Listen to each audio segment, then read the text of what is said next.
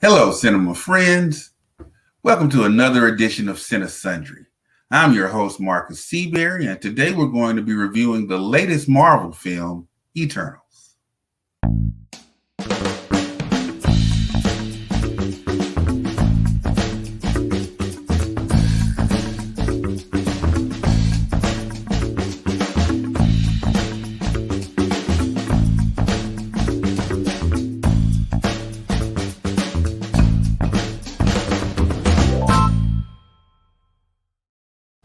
Okay, now as promised, we're going to review the Eternals, but first, I just want to remind you all of our rating system.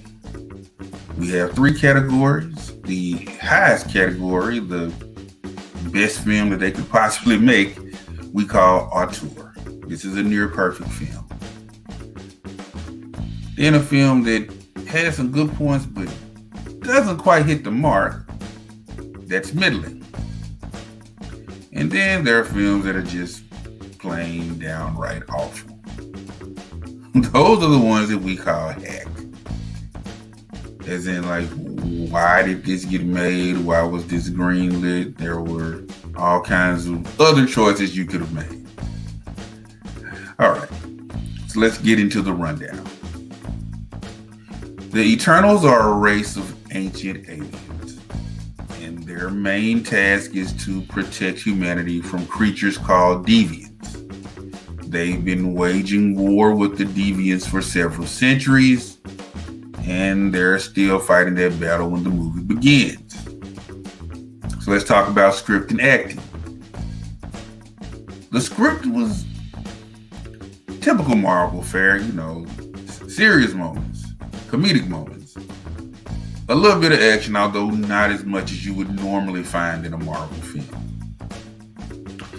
My biggest problem with the script, though, is it just feels like so much. I felt like they tried to do so much and cram so much into this one little movie.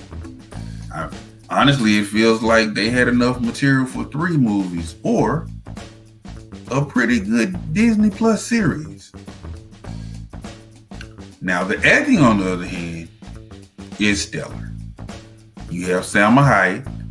She's Ajax. She's the den mother. She's very nurturing, and she's the leader. She kind of manages things and tells them what to do. Then you also have Angelina Jolie as Thena. And she's the badass brawler of the group. Next, you have Richard Madden as Icarus.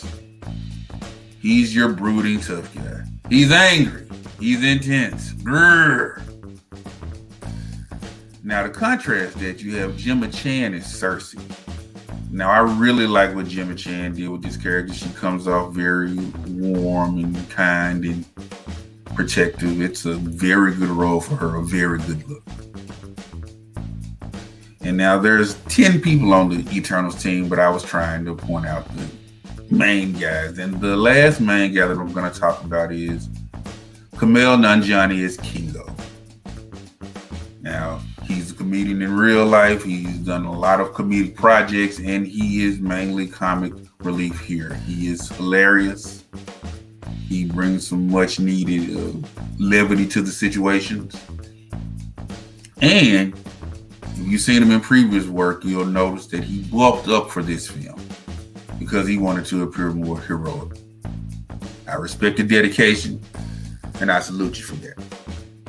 And now let's talk about the director's technique.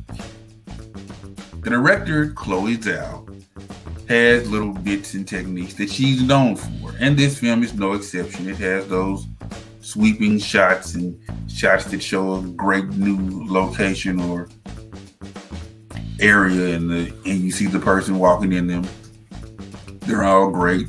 But of course, with this being a Marvel Cinematic Universe film, those are interspersed with a few fight scenes and flying and manipulation of different powers.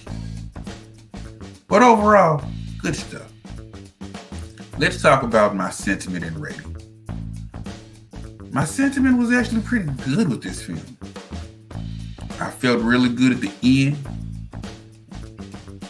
I feel like they set up things greatly for the future of the Marvel Cinematic Universe.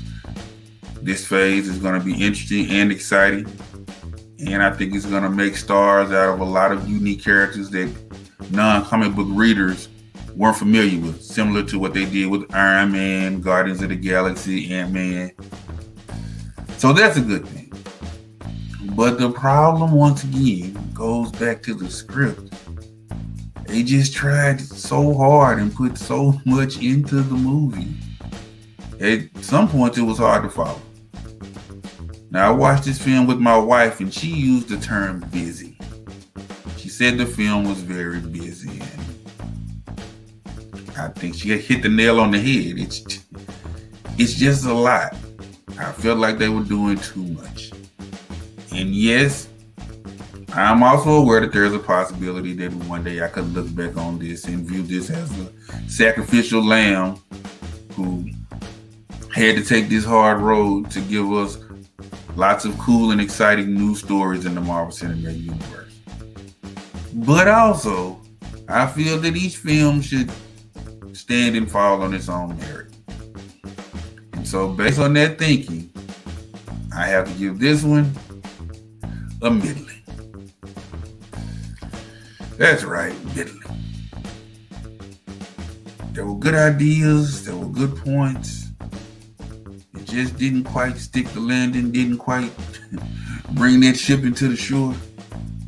And once again, Marvel, everything doesn't have to be a movie. You have a whole streaming service, Disney Plus. Do that. Just make it a series. You probably would have come out better in the long run. Well, that's going to do it for me today. This has been Cinesundry. And remember, guys, take some time. Treat yourself. See a movie. See you next time.